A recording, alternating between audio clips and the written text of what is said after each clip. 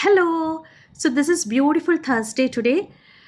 രാവിലെ സ്കൂളിലൊക്കെ പോയി സ്കൂളിലെ പണിയൊക്കെ കഴിഞ്ഞ് ഞാനിപ്പോൾ വീട്ടിലെത്തിയതേ ഉള്ളൂ. അപ്പോൾ ഇനി എൻ്റെ ഒരു ചെറിയ കുക്കിംഗ് ടൈമാണ്. അപ്പോൾ ഞാൻ അത്ര വലിയൊരു എക്സ്പേർട്ട് കുക്കൊന്നും അല്ല, പക്ഷേ അത്യാവശ്യം കുറച്ച് സാധനങ്ങളൊക്കെ വെക്കാൻ അറിയാം, അത്രേ ഉള്ളൂ കേട്ടോ. അല്ലാതെ ഭയങ്കര വലിയ എക്സ്പേർട്ടായിട്ടുള്ള കുക്കൊന്നും അല്ല.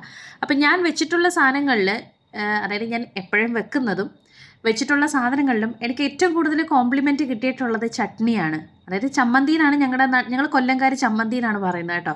ഞങ്ങൾ എങ്ങനെയാണ് പറയുന്നത്, നിങ്ങൾ എങ്ങനെയാണ് പറയുന്നതെന്ന് പറയണം കേട്ടോ.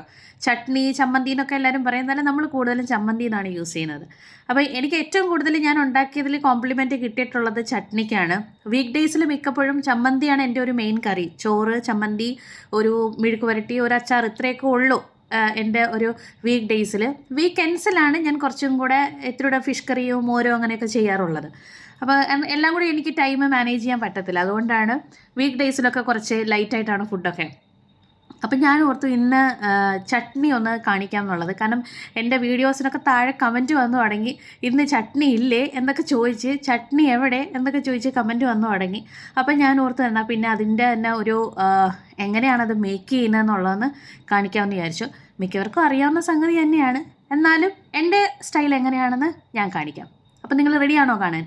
അപ്പോൾ വാ. അപ്പം ഞാൻ നേരത്തെ പറഞ്ഞ ചമ്മന്തി ഉണ്ടാക്കാനായിട്ട് പോവുകയാണ്.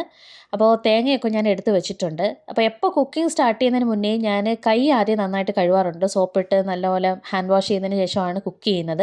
അതാണ് എപ്പോഴും നല്ല ഹെൽത്തിനും നല്ലതാണ്.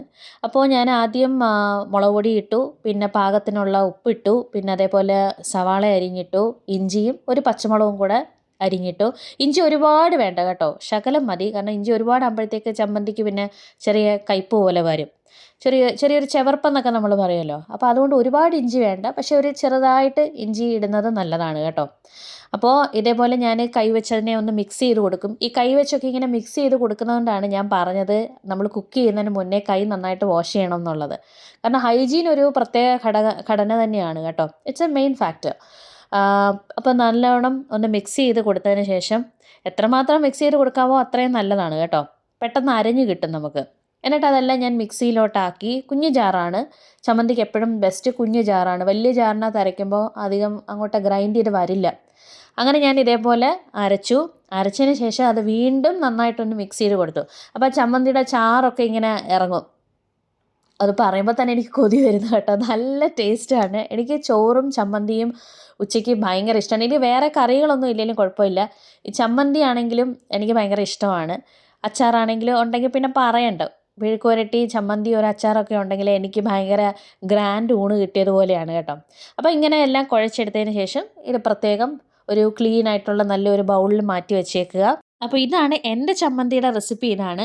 പിന്നെ ഇത് കൂടാതെ നിങ്ങൾക്ക് എന്തെങ്കിലും സജഷൻസ് ഉണ്ട്, നിങ്ങളുടെ നാട്ടിൽ ഇതിൻ്റെ കൂടെ എക്സ്ട്രാ എന്തെങ്കിലുമൊക്കെ ആഡ് ചെയ്യുന്നുണ്ടെങ്കിൽ അത് താഴെ കമൻറ്റ് ഇടുക. ഇഷ്ടപ്പെട്ടെങ്കിൽ ലൈക്ക് ചെയ്യുക. ബൈ.